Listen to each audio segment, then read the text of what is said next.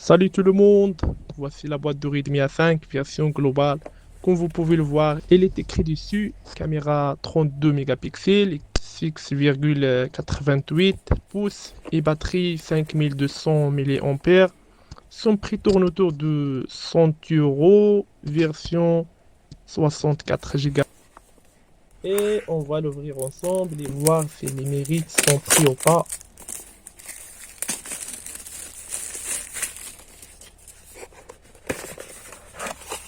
Première chose qui sort, le téléphone protège par un film plastique.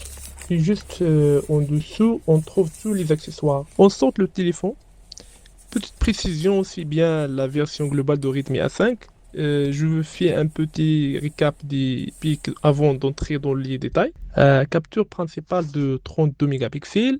Donc logiquement, les photos devraient être solides pour ce prix. L'écran 6,88 pouces est grand et bien confortable pour regarder des vidéos. Le processeur est à octa-core, donc pour les réseaux sociaux et YouTube, c'est fluide. Batterie 5200 mAh avec charge rapide, donc niveau autonomie, vous êtes tranquille. Et il a aussi le capture d'empreinte sur le côté, plus le déverrouillage par reconnaissance faciale. Maintenant, parlons design. Le dos est en plastique brillant, pas en verre, mais le rendu est plutôt premium. Les tranches sont plates, c'est la tendance 2026. Le bouton Power intègre le capture d'empreinte sur la tranche, comme je vous l'ai dit. En bas, on le port de USB Type-C et la prise jack, super pratique.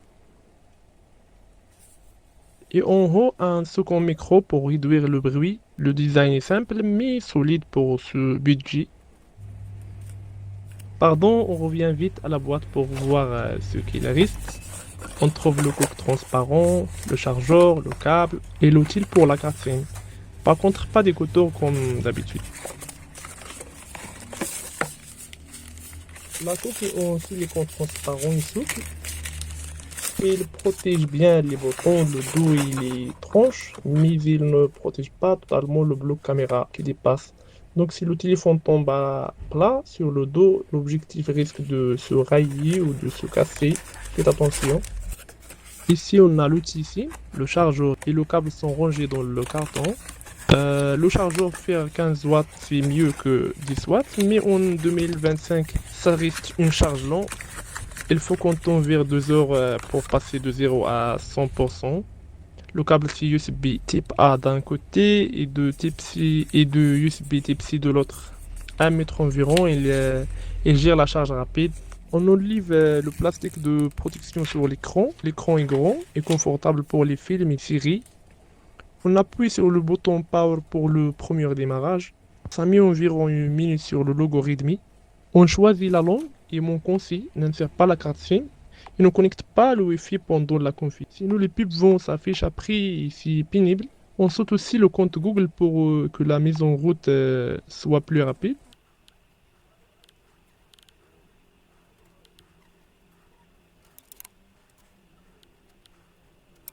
Le téléphone est allumé, regardez, les applications s'ouvrent vite, YouTube tourne normalement, Facebook et TikTok scrollent sans lag. L'écran est reposant pour les yeux. Si tu ouvres 4 ou 5 applications en même temps, ça rame un peu. Mais c'est normal avec seulement 3 Go de RAM. C'est pas un téléphone pour gamers. On teste la caméra principale de 32 mégapixels. C'est clairement le point fort du téléphone. On prend une photo rapide. En plein jour, les détails sont vraiment bons pour ce prix. Bien mieux que le téléphone 8 mégapixels. Les couleurs sont naturelles. La vidéo monte jusqu'à Full HD. Si tu veux faire des snaps, des stories Insta, la caméra fait bien.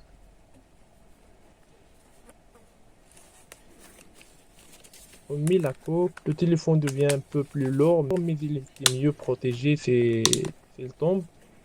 La prise en main reste confortable. L'écran est grand, mais avec un 180 grammes environ. Le poids est bien réparti, donc ça ne fatigue pas la main. On met la coupe. Le téléphone devient un peu plus lourd, mais il est mieux protégé. C'est la tombe.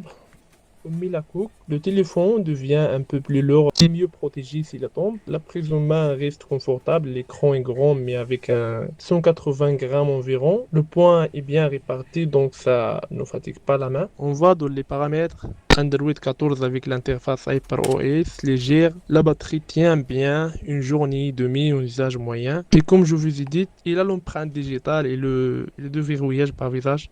Ce qui fait la force de ce téléphone, c'est la caméra de 32 mégapixels et la batterie, le grand écran. Les points faibles, c'est la charge 15 watts et lent et le plastique garde les traces de doigts. Si ton budget c'est 200 euros et tu cherches photo, batterie, écran pour regarder des vidéos, c'est le meilleur choix. Petite plus que je remarque, l'application Maps GPS fonctionne super bien en déplacement. Par contre, pour le gaming, je déconseille avec le temps, il devient lent et lagué.